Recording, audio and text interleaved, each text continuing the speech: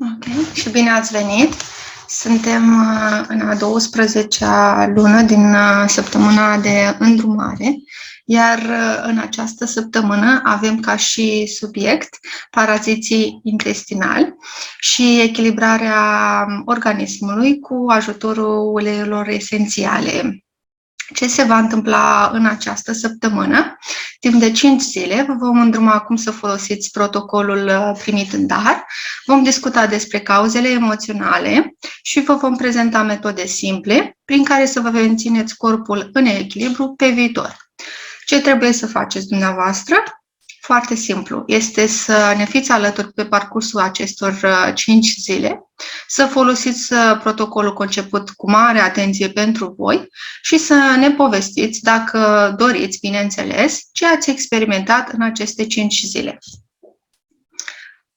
De ce am ales noi să vă dorim uleiurile esențiale de la doTERRA?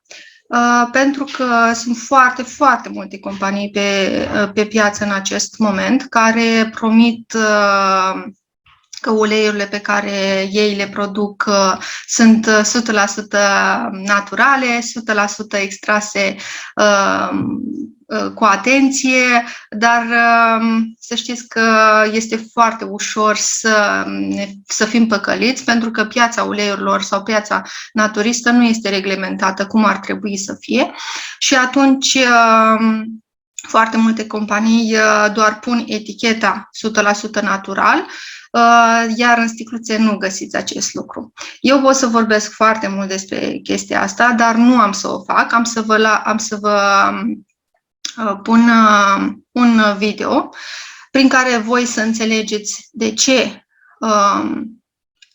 compania doTERRA este diferită de alte companii.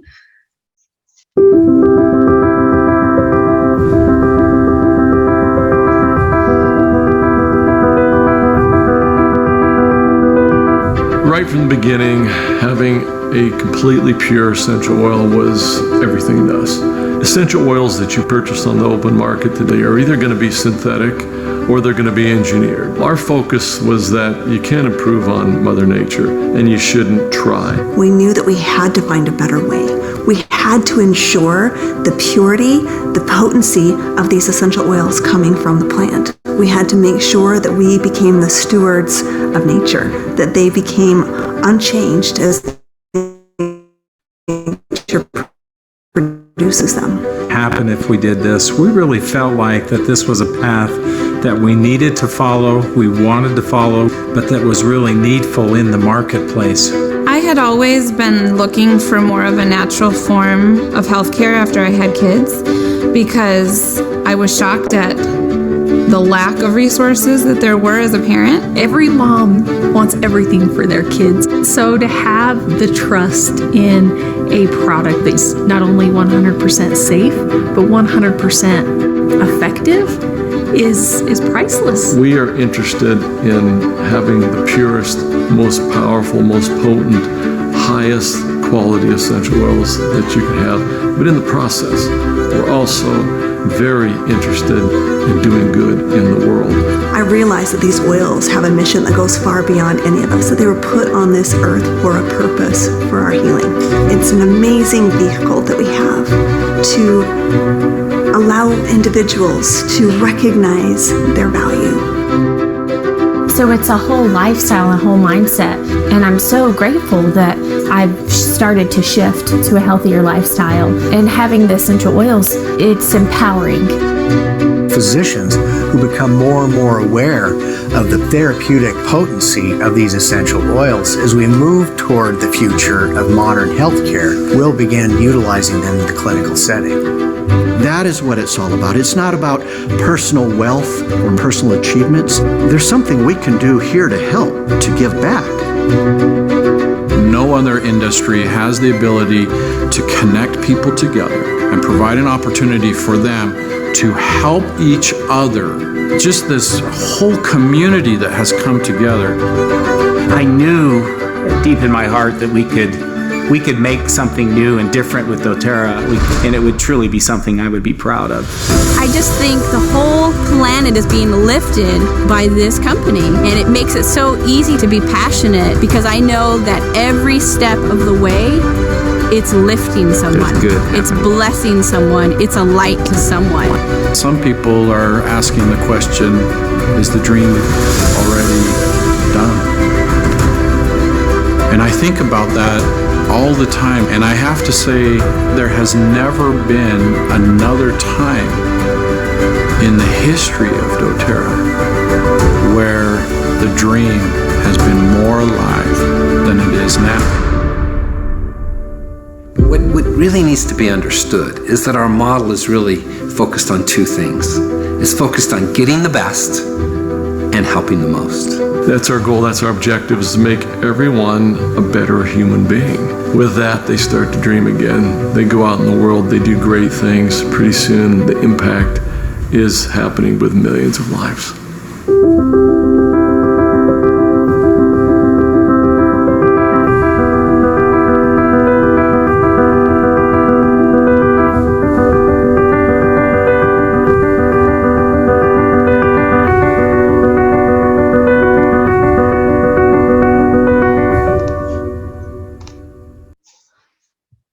Eu mă emoționez de fiecare dată când văd acest video. Pentru mine înseamnă foarte mult felul în care această companie aduce uleiurile pe piață și practic le aduce de acolo de unde ele sunt practic crescute din habitatul lor natural. Și am să, pentru că eu cred că un videoclip face mai mult, spune în 5 minute mai mult decât aș putea eu să vă spun aici într-o oră. Am să vă arăt cam de unde ele sunt, aceste minunate uleiuri sunt aduse și cum sunt culese cu atenție din habitatul lor natural și cam câtă muncă depun fermierii pentru a ne aduce nouă uleiurile acestea esențiale cu atâta grijă, pentru ca noi să beneficiem de minunatele lor beneficii. Essential oils are everywhere. You see them for sale online, in social media, on Amazon, even the grocery store shelf. But you have to ask yourself, was it ethically and sustainably sourced, and are they pure and free of adulterations? With the increased popularity of essential oils, too many companies, big and small, are in the dark as to where their oils are coming from. Some even intentionally take advantage of farmers and distillers while cutting corners and padding profits. They advertise their products as 100% pure when they truly have no visibility into who is producing the oils or how it's being done. They did, however, wrap it in a pretty label and bought some Google ad space. It's easy for a consumer to get lost in this growing marketplace. Since 2008, doTERRA has sold more than 187 million bottles of essential oils to nearly 9.8 million customers worldwide. They trust doTERRA because we only source the very best essential oils in the world. Since many plants grown for essential oils thrive in developing countries, doTERRA is committed to making sure the lives of each farmer, harvester, and distiller are better because of our partnership. We call this co-impact sourcing. Positive impact for everyone along the entire supply chain and the purest essential oils for you. Our co-impact sourcing commitment is to 1. Be directly involved at the source. Through this, we know the people and processes involved. 2. Ensuring positive social impact including job creation, fair labor conditions, and even community development projects. And 3. Environmental stewardship and sustainability. You get the highest quality and most effective essential oils, along with the knowledge that your purchase protects growers and distillers from being cheated by middlemen and large corporations. When you purchase a doTERRA essential oil, you can be a conscious consumer and know you are getting oils that are not only traceable, but are proven and tested to work for you and those you care about. To learn more about co-impact sourcing and our sourcing guiding principles, and to hear the stories from farmers and distillers across the globe, visit sourcetoyou.com. doTERRA. Pursue what's pure. Această companie, o să găsiți când achiziționați un ulei de la ei, pe spatele sticluței există un cod unic care vă duce, dacă le introduceți pe site-ul Source for You, vă duce pe acest site și vă puteți verifica exact toți constituenții din acest ulei, când a fost extras acest ulei, de unde a fost extras, chiar și ziua, data și ce teste i s-a făcut acestui ulei pentru a-i se verifica, de fapt, calitățile lui. Eu nu am mai întâlnit la niciun ulei de pe piață, cu toate că eu am cochetat cu uleiurile dinainte de a intra în această companie doTERRA, dar atât de multă transparență eu nu am mai văzut la nicio altă companie, de aceea această companie este una dintre companiile doar cu vânzări, dar o companie de încredere în topul celor mai de încredere companii practic din lume în acest moment. Și au făcut acest lucru fără a tăia niciun, cum se zice în engleză, a tăia părticele de drum. Ei au mers pe drumul lor, au fost foarte echilibrați din acest punct de vedere și chiar dacă a durat mult mai mult timp să pună compania pe picioare, a făcut-o curat și echilibrat ca noi să avem aceste uleiuri minunate și să ne bucurăm de ele.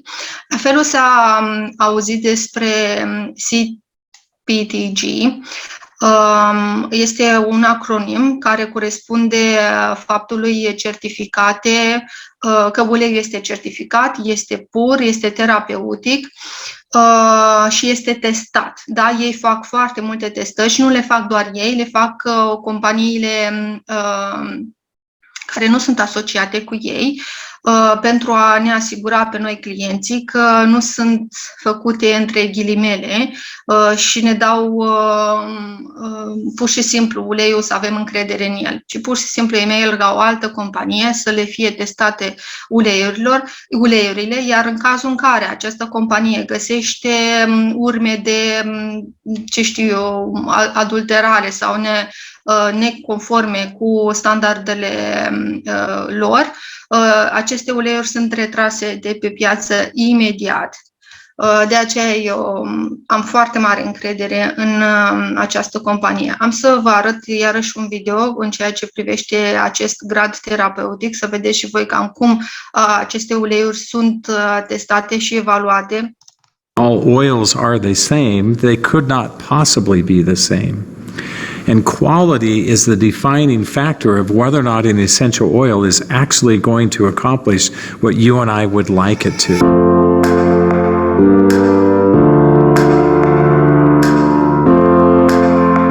You have to do what they're supposed to do every time.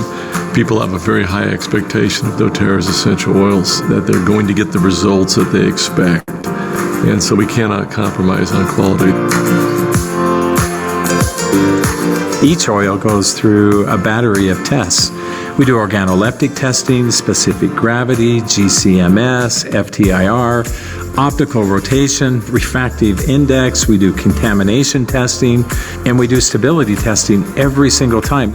Quality is job one, and it's at the heart of what we do to ensure that every oil is exactly what we advertise it to be. Pure, efficacious, and people can get repeat results, and they know the results that they're going to get.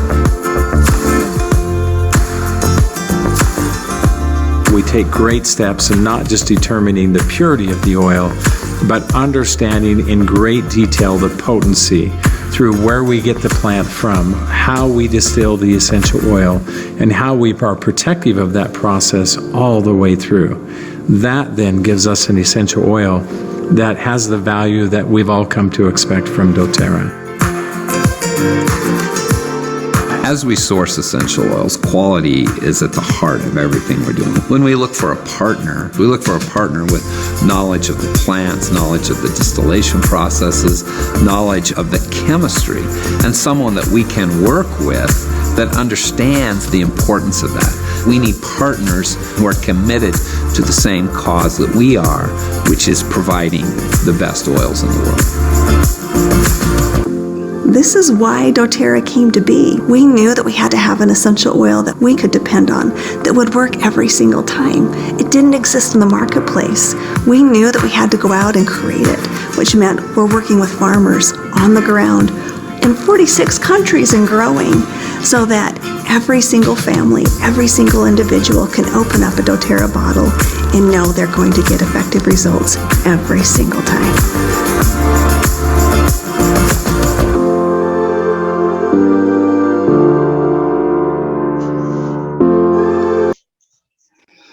Acum, în această săptămână, o să vă convingeți singur de calitatea uleiurilor și de felul în care ele funcționează și ce impact minunat au asupra corpului dumneavoastră. Vreau să vă un ultim video. Eu sunt foarte implicat în ceea ce privește videourile, așa cum v-am spus, pentru că un video face mai mult decât 100 de cuvinte. Și am să vă arăt despre tămâie, pentru că foarte multe persoane, mai ales din țara noastră, pentru că tămâia se folosește în biserici, cred că tămâia pe care o avem noi ca și ulei esențial este aceeași cu tămâia pe care cei din preoții din bisericile noastre o folosesc, ceea ce nu prea este adevărat. Și atunci am să vă arăt cam cum este, de unde este adusă tămâia și cum este ea produsă, practic povestea tămâiei înainte de a intra în detalii în ceea ce privește protocoalele și ce o să mai vedeți în această săptămână. One of the most prized and precious oils, doTERRA frankincense is often referred to as the king of essential oils. Its soothing and beautifying properties may be rejuvenating to skin and may help reduce the appearance of imperfections when applied topically.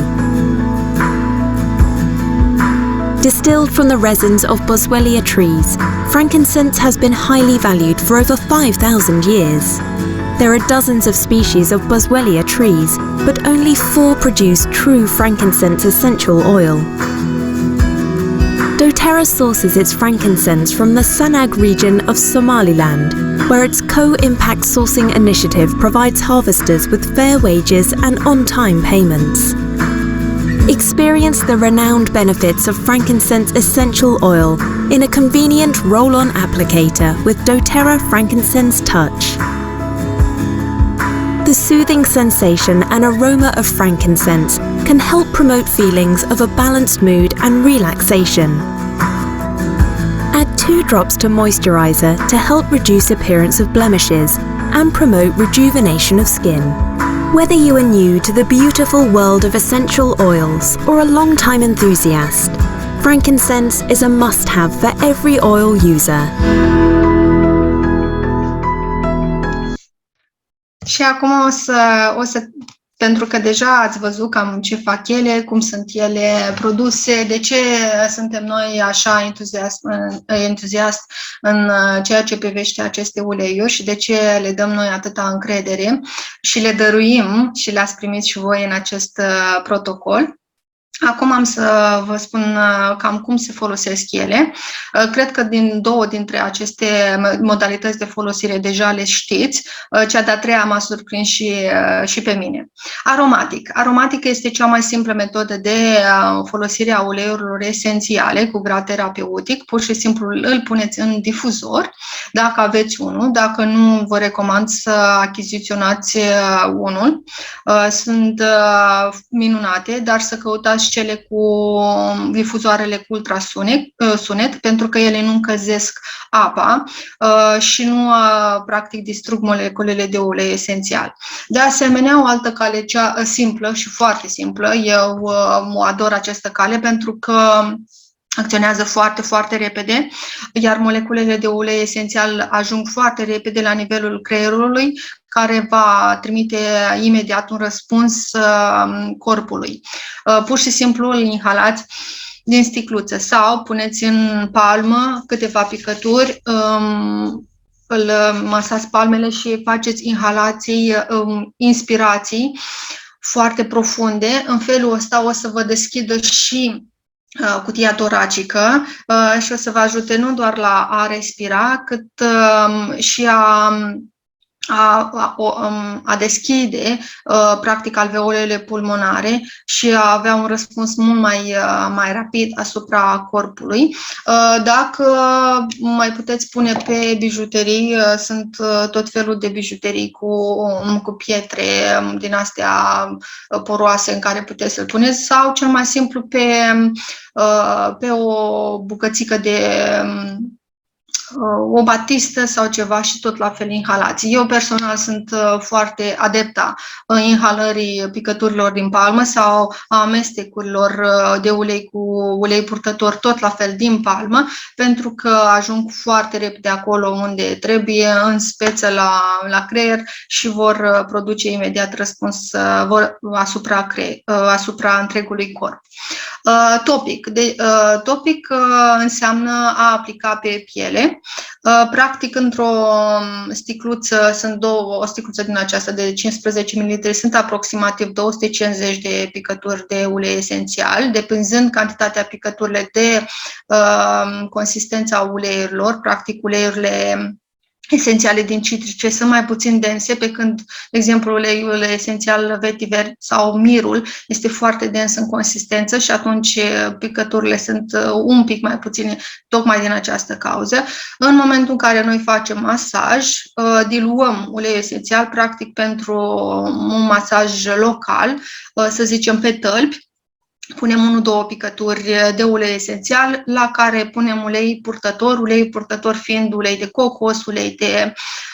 poate să fie și ulei de măsline, dar foarte important calitatea. În momentul în care noi avem un ulei esențial de calitate, folosiți un ulei purtător de asemenea de calitate, pentru că tot ceea ce punem noi pe piele, inhalăm sau ingerăm, contează foarte mult în felul în care noi suntem ca și persoane și contează foarte mult în prevenție pentru a fi sănătoși și a avea o sănătate debordantă, practic.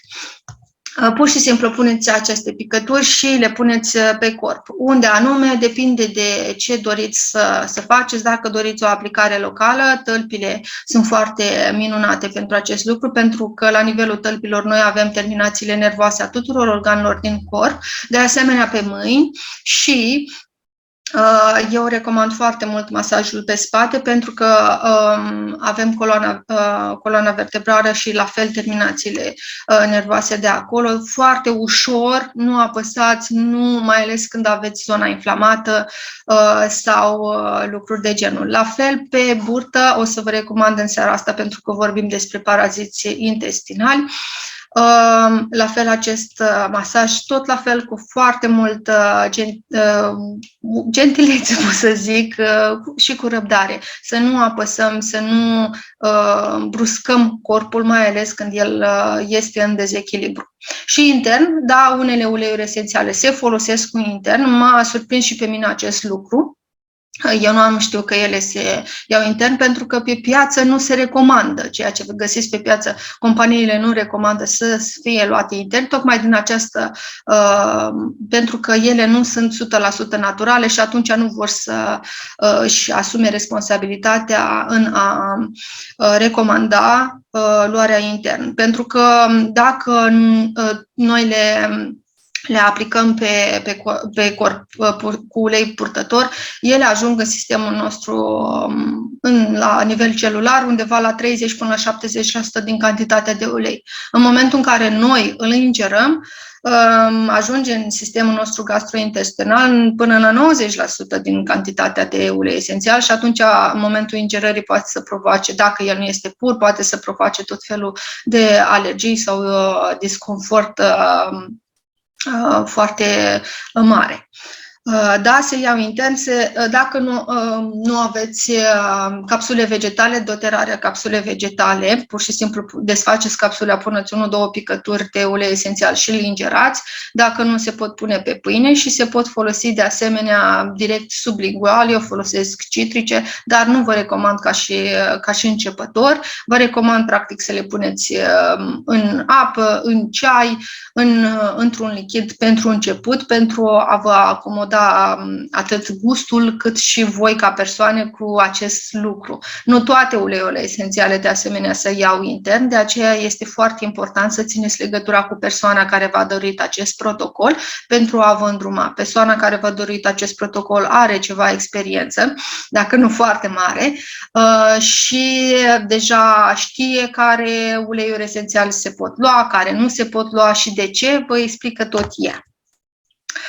Cât de repede acționează uleiurile esențiale, așa cum v-am și spus, calea cea mai ușoară este de a ajunge la creier, este de a inhala din palme, pentru că ajunge la nivelul creierului în 22 de secunde și sunt moleculele de ulei esențial, sunt singurele din lume în acest moment a cărui compoziție poate traversa bariera sânge-creier.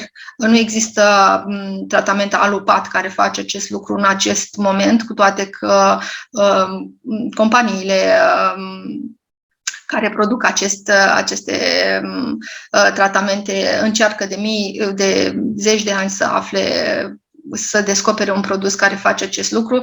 Natura face acest lucru de mii și milioane de ani, fără a fi, atunci când ea nu este alterată și nu este încercat să fie practic sintetizată. Când sunt aplicate pe piele, durează până la 2-3 minute până când moleculele ajung în fluxul salvin și 20 de minute până când penetrează toate celulele din corp. Deci răspunsul lor este mult, mult mai rapid decât orice alt lucru de pe această planetă. Și la fel, ele sunt metabolizate în intervalul între 2 și 5 ore și eliminate din corp între 3 și 5 ore. De aceea o să vedeți că în timpul acestui protocol noi o să vă recomandăm să faceți aplicări cât mai dese sau cel puțin în intervalul acesta de timp, pentru că organismul nostru este foarte inteligent și ce este în exces el va elimina, dar veți avea nevoie de o reaplicare tocmai pentru a-l susține. Diluția, nu o să vă bateți capul cu acest lucru în ceea ce privește diluarea, pentru că noi deja v-am făcut diluția în funcție de vârsta celor care ați primit protocolul și atunci nu o să aveți probleme cu aceasta. Dacă vreți, puteți să faceți o fotografie pentru a avea pentru viitor. Dacă nu, la fel, luați legătura cu persoana care v-a oferit protocolul. Și acum să trecem repede la protocoale. V-am oferit pentru adulți care se confruntă cu paraziții intestinali o mostră de 1 ml de cimbru, în care aveți 20 de picături de cimbru și 5 capsule vegetale. Cum le folosiți? Practic, desfaceți capsula vegetală, puneți câte 2 picături în capsula vegetală și luați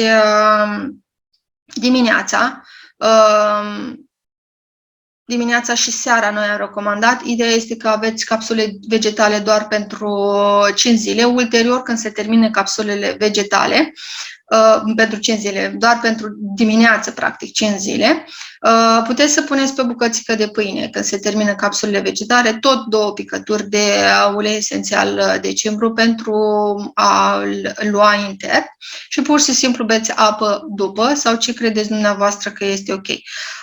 Mare atenție, vă rog să luați aceste picături de ulei esențial după ce mâncați, nu înainte de a mânca. Nu pe stomacul gol, pentru că ele sunt foarte puternice și nu dorim să vă provocăm absolut niciun desconfort.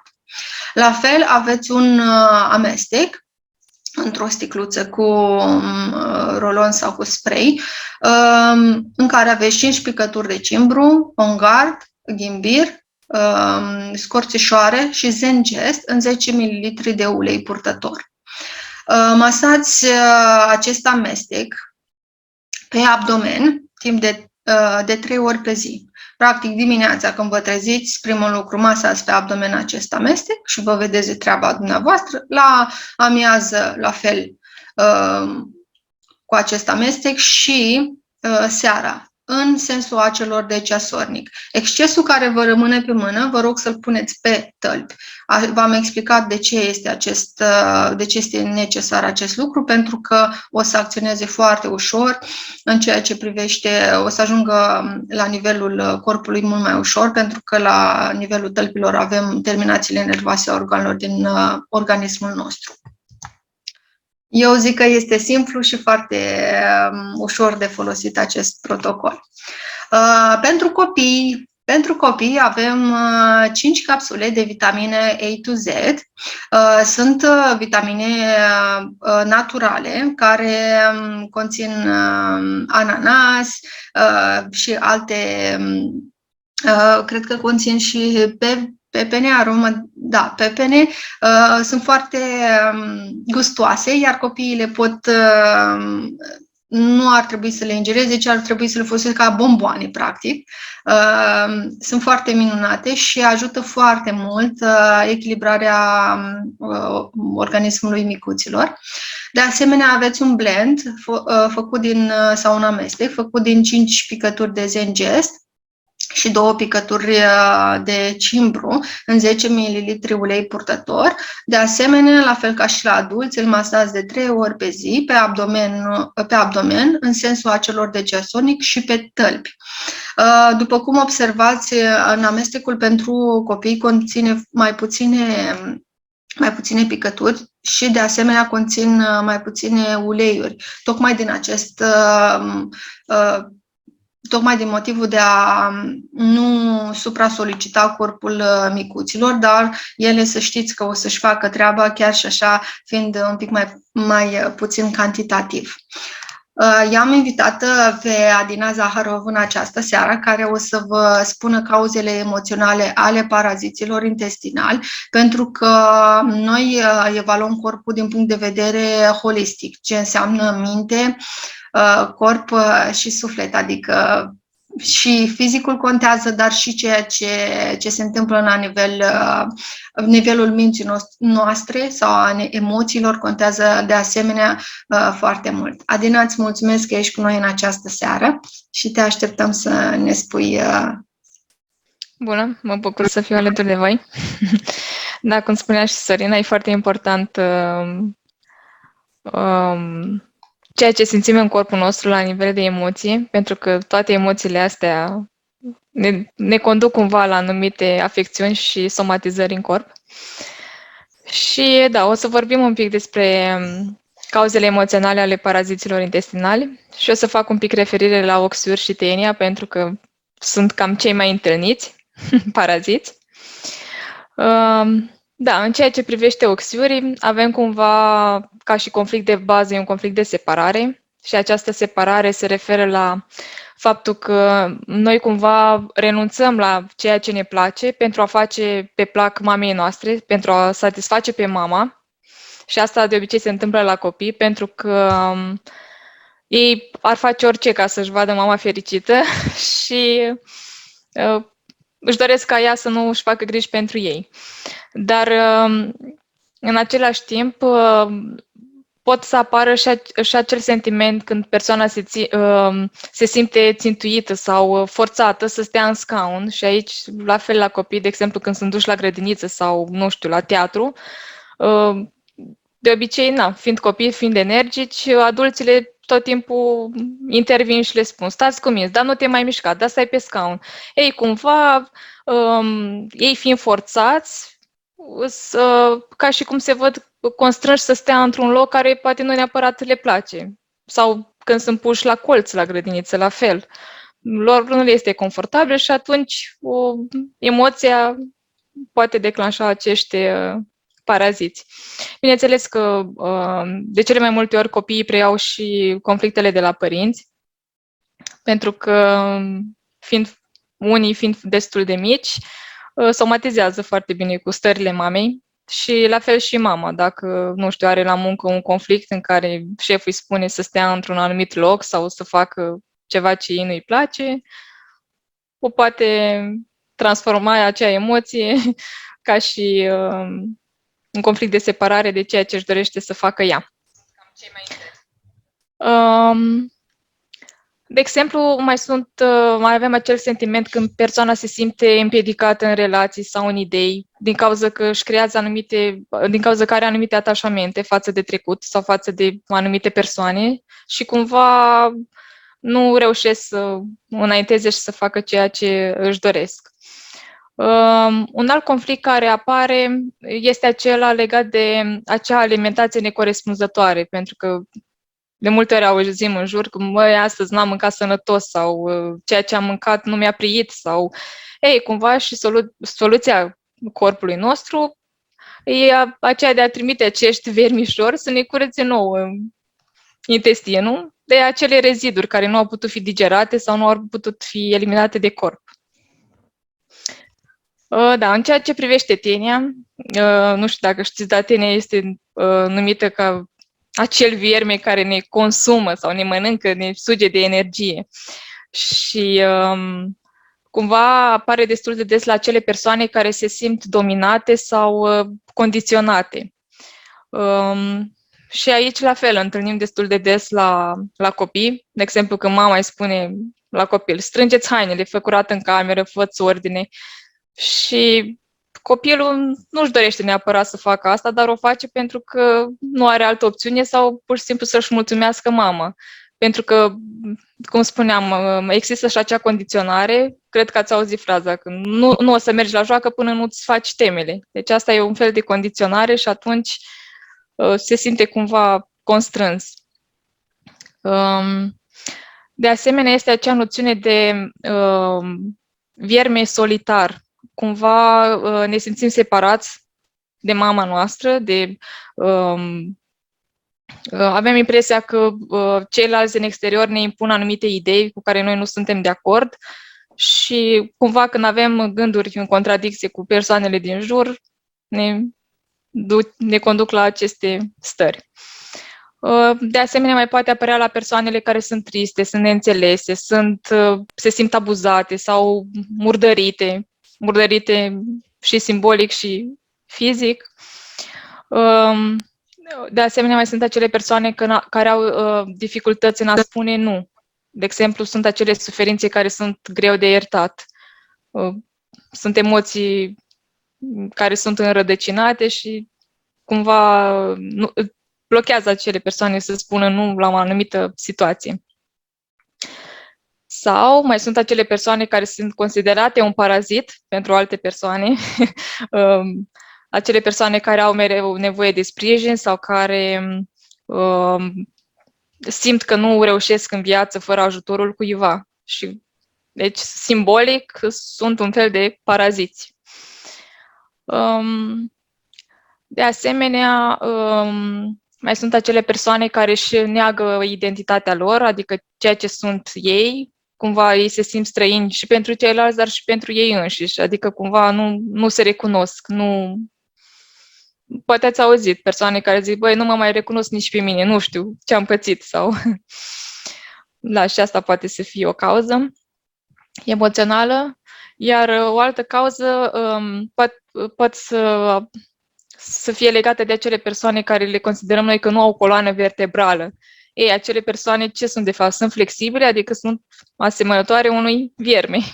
Și la fel, au nevoie de ajutorul celorlalți, pentru că neavând verticalitate, automat au nevoie de sprijin. Și da, este foarte important să știm să ne spunem nu atunci când apar situații și da, să avem mare grijă și cu copiii noștri, pentru că e foarte important să le ascultăm și părerea lor. Noi ca și adulți, da, ne este ușor să le spunem stai cu minte, stai acolo, du-te, fă aia, dar poate de multe ori nu ne întrebăm oare copilul chiar își dorește asta sau cum se simte el când eu îi spun acest lucru. Da, cam astea ar fi câteva cauze emoționale. Bineînțeles că din acestea pot să derive mult mai mult și, cum spuneam, copiii care sunt mai mici preiau destul de mult din stările părinților și din conflicte și de aceea nu sunt părinții cei care au acești paraziți, dar somatizează copilul. Și inclusiv poate să fie și această chestiune că fiind copil mic, ei automat depind de părinți, depind de mama. Deci la nivel subconștient e tot un fel de parazit până va crește și să devină independent. Da, cam atât am avut să vă spun despre paraziți. Eu îți mulțumesc foarte mult, Adina. Sper că la unele persoane le-au făcut așa un click, pentru că în momentul în care eu am început la fel să mă interesez de această parte emoțională a lucrurilor și mie mi-au făcut multe clickuri așa. Și nu venea să cred cam cât de puternică sunt emoțiile și cam ce impact au asupra noastră la nivel fizic. Chiar am fost uimită de acest lucru. La început, mai ales că sunteți abia intrați în această lume, o să vi se pară și vouă la fel. Dar ce treaba are partea emoțională cu ceea ce practic eu experimentez la nivel fizic? Da, știu că noi nu am fost educați în acest sens, cu toate că nu am inventat acum noi roata. Lucrurile astea se știau și de mii de ani și în foarte multe culturi ele sunt... se vorbesc despre ele, dar, vedeți, în ultimele sute de ani s-au mers foarte mult pe inhibarea sau tăierea practică a simptomului și nu se ia practic în considerare absolut deloc emoțiile, cu toate că ele sunt foarte, foarte importante. Îți mulțumesc încă o dată, Adina. Da, și aș vrea să mai adaug aici că tocmai ăsta este secretul uleiurilor esențiale. Pentru că ele acționează la nivel emoțional, ele ajută corpul emoțional, deci cumva ele se duc la baza problemei. Pentru că odată ce rezolvi emoționalul, și corpul fizic începe cumva să se repare, să zicem așa. Da. Practic începe procesul de autovindecare. Nu uleiurile sau... vă ajută la acest proces, ci ele doar vă susțin ca să conștientizați și ca să, la nivel fizic, să simțiți schimbările. Dar ceea ce o să vă învățați în aceste zile o să vă folosească nu doar în acest dezechilibru, ci și în a conștientiza celelalte pe care voi poate le trăiți. Mulțumesc încă o dată, Adina. La fel, tehnica jurnalului. Este foarte importantă această tehnică și am să o las pe Anca să ne o explice. Bună seara! Da, tehnica jurnalului este o tehnică foarte veche. Cei care, practicienii, o cunosc deja, noi doar vă aducem în seminar pentru a înțelege mai mult cât de important este să vă apropiați de voi. Fiecare persoană mai întâi trebuie să aibă grijă de ea.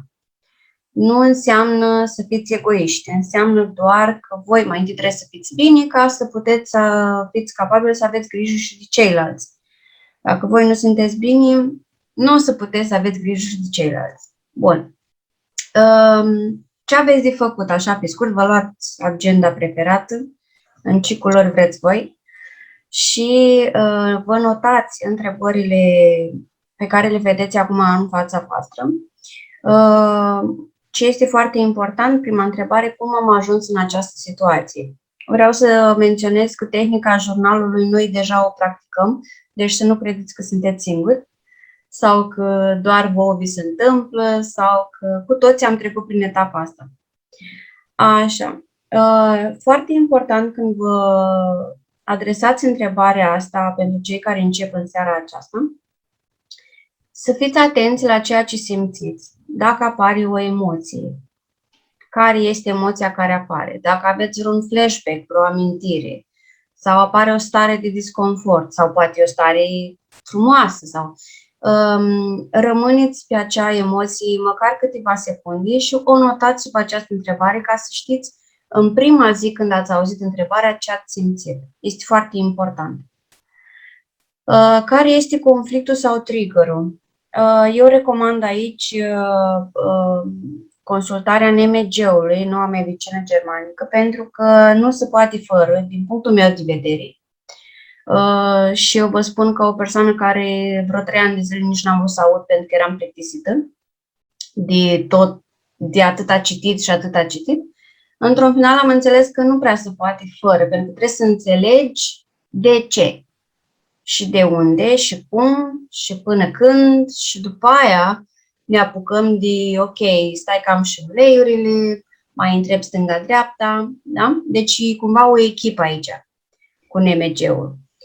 Nu se poate fără. Și tocmai v-a explicat Adina în mare despre ce este vorba, dar în momentul în care voi citiți voi singuri, altfel o să înțelegeți. Că așa de auzit și așa toată lumea face, dar efectul maxim este când voi citiți, voi căutați, voi cercetați. Noi vă dăm doar câteva tool-uri acum cu care voi puteți merge mai departe și chiar le puteți dezvolta și să le faceți cum e mai potrivit pentru voi. Ce uleiuri esențiale și tehnici folosesc pentru susținerea mea? Este tot o întrebare care trebuie să vă adresați voi. Aveți deja protocolul, deci ați făcut primul pas, e un început bun. Trebuie să continuați în felul în care simțiți voi după această săptămână din drumare, pentru că la un moment dat veți simți, măi, parcă am nevoie de uleiul ăsta sau parcă am nevoie de uleiul ăsta sau ia să văd eu ce face uleiul ăla. Și multe alte tehnici, că sunt foarte multe pe fața pământului, abia noi dacă le descoperim ca oameni, vă dați seama că sunt mii și mii și mii și mii de tehnici. Puteți face yoga, puteți face și meditații. Când spun și meditații, înseamnă yoga și meditații. Yoga, mă refer la exercițiile de relaxare și stretching, da? Nu vă duceți cu gândul la sport sau e ceva relaxant. Și eu personal o recomand seara înainte de culcare, durează 10 minute, un sfert de oră. Le găsiți pe YouTube. Și astea sunt doar o parte, iar exercițiile de respirație Wim Hof, despre care noi am vorbit deja foarte mult, la fel contează foarte mult de practicat în mod special dimineața. Eu personal așa le recomand, chiar la trezire, nu vă dați jos din pat, încă sunteți în starea aia de nici treaz, nici adormit, da? Starea alfa, și atunci e momentul oportun pentru exerciții de inspirație și expirație. Pe toată durata zilei, atât cât reușiți, nu vreau să puneți presiune pe voi, nu vă dați în cap, nu fiți masochiști. Eu sunt o masochistă și atunci recunosc masochiștii când îi văd. Nu fiți masochiști, ușurel, atâta cât se poate. Azi o bucățică, mâine o bucățică și tot așa. Să fiți atenți la ce programe sau ce gânduri sau ce cuvinte sau ce rulează în mintea voastră. Sau să observați că unele se tot repetă. Și dacă nu sunt benefice pentru voi, atunci trebuie schimbate, înlocuite și așa mai departe. Aici deja e altă discuție, dar v-am spus ca să fiți atenți la lucrul ăsta, că o să vă ajute enorm, enorm de mult. Și apoi aveți mai departe cum ajungeți în punctul de prevenție, că ăsta este scopul, de fapt. Începem, dar vrem să ajungem în punctul de prevenție în momentul în care utilizăm uleiurile ca prevenție, adică nu mai folosesc, de exemplu, un Guarșinela ca să mă scot dintr-o criză, ci o folosesc preventiv. Starea mea este deja foarte bună, a corpului, a minții, a gândurilor și așa mai departe. Asta este scopul, să ajungem în punctul de prevenție. Iar ca să închei pentru voi, m-aș bucura să vă notați ultima parte, propoziția de jos, să o citiți măcar o dată în fiecare zi, să aveți răbdare cu voi, să vă oferiți timp. O să săriți acum și o să ziceți, ei, Anca, n-avem copii, credeți-mă, găsiți timp. Măcar 5-10 minute. Unde vreți voi, nu trebuie să fie un loc magic de la, spunea cineva recent, dar n-am saltea de yoga, cum să fac yoga? Un covoraș, o păturică, astea sunt doar scuze, că n-am aia. În pusnicii nu au nici saltea de yoga și tot se roagă sau tot fac ce au de făcut. Aveți curajul și îndrăzniți pentru că puteți, pentru că dacă eu am putut, puteți și voi și nu există niciun dubiu aici, da? Toată lumea poate, numai să vrem puțin. Pornirea e mai... Dar credeți-mă că o să ajungeți unde vă doriți. și să fiți blânzi cu voi. Asta vă doresc tare mult, să fiți blânzi cu voi și să vă iubiți și să vă apropiați cât mai mult de voi înșivă, ca să fiți cât mai veseli, cât mai buni, cât mai bucuroși și cât mai plini de viață și tot ce vă doriți voi. Mulțumesc! Mulțumesc foarte mult, Anca.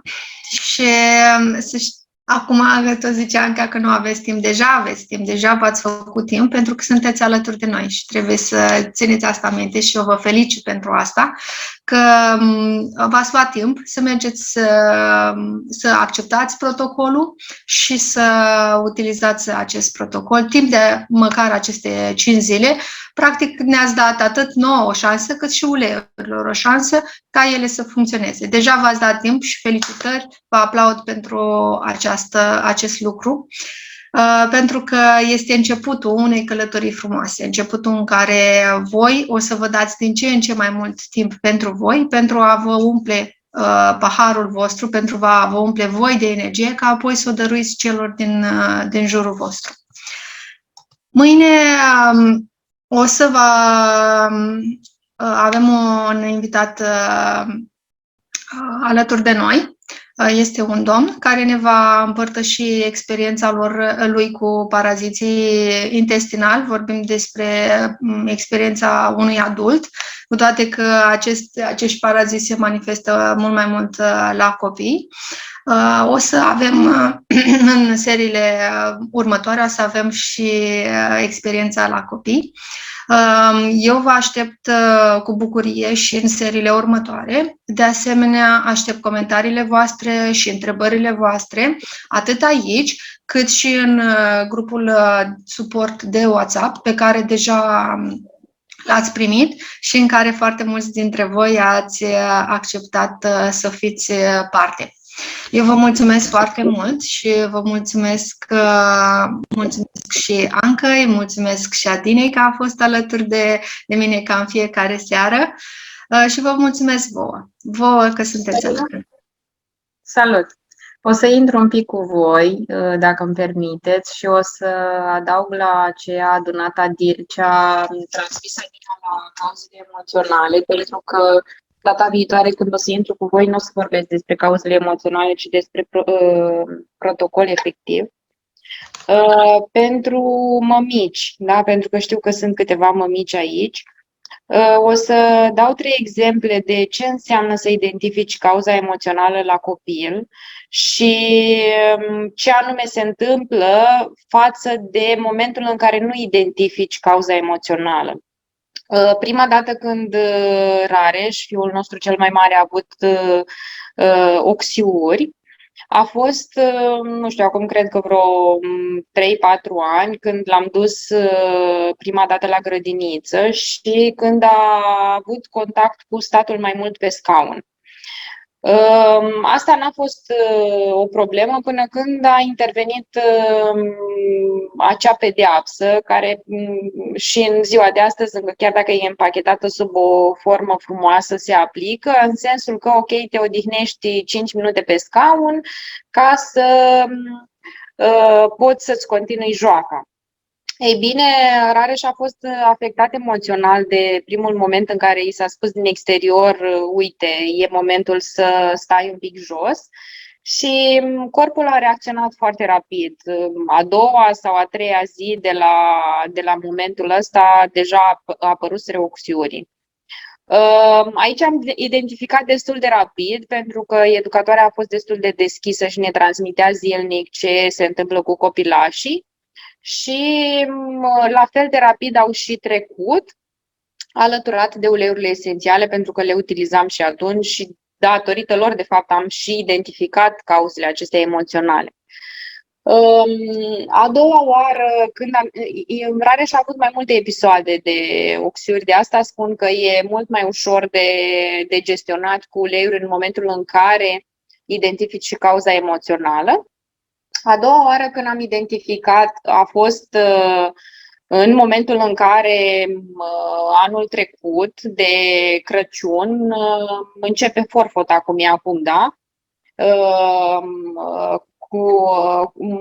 cu curățenia în casă și eram foarte deranjată de faptul că nu aveam covoarele pe jos și că ne lipeam de mizerie și așa mai departe și eram într-un proces din ăsta continuu de nu este curat.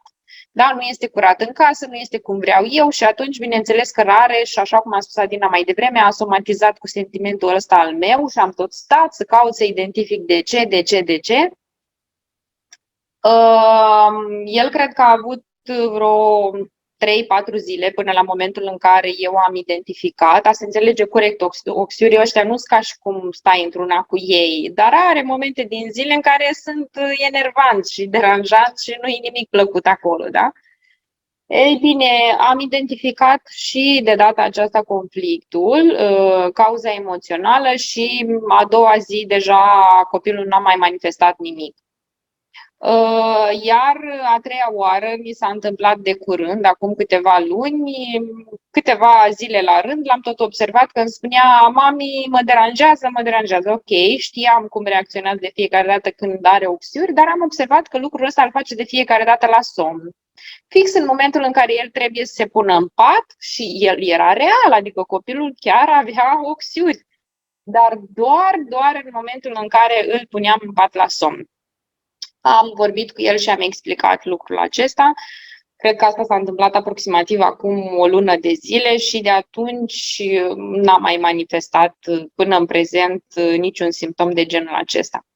Insist pe cauza emoțională, din punctul meu de vedere este foarte importantă. Au mai fost și alte episoade la noi cu oxiuri, însă ce vreau să disting aici este că atunci când identifici cauza, ei sunt gestionați mult mai rapid și mult mai ușor față de momentul în care nu identifici cauza și ne putem duce la până într-o lună de aplicare în care ei încă mai reapar. Așa cum spuneam mai devreme, ei nu se manifestă toată ziua.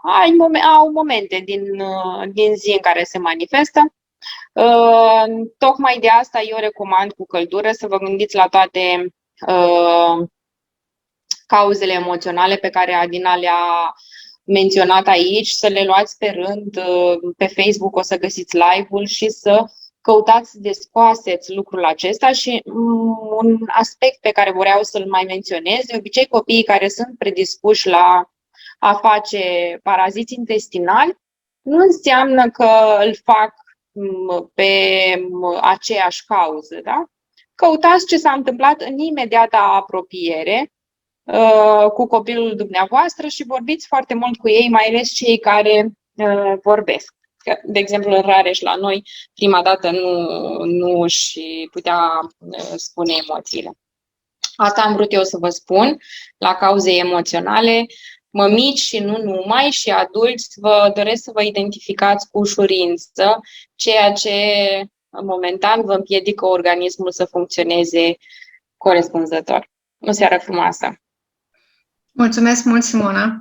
Știu că o să pară acum că venim din altă lume pentru că nu suntem obișnuiți. Noi când mergem la cabinetele de specialitate nu ne întreabă nimeni. Ia, te-ai gândit că la cauza emoțională și atunci o să vi se pară un pic așa din filmele științifico-fantastice, dar nu este. Este ceva adevărat și ceva și un lucru pe care noi vă îndrumăm să o faceți și o să vedeți cât beneficiu o să vă aducă acest lucru.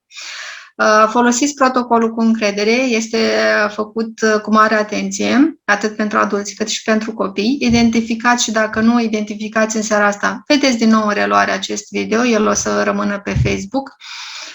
Și vă invităm alături de noi și mâine seară într-o nouă călătorie către noi înșine. Vă mulțumesc tuturor care ați fost alături de mine și vă aștept și mâine seară. O seară plăcută tuturor!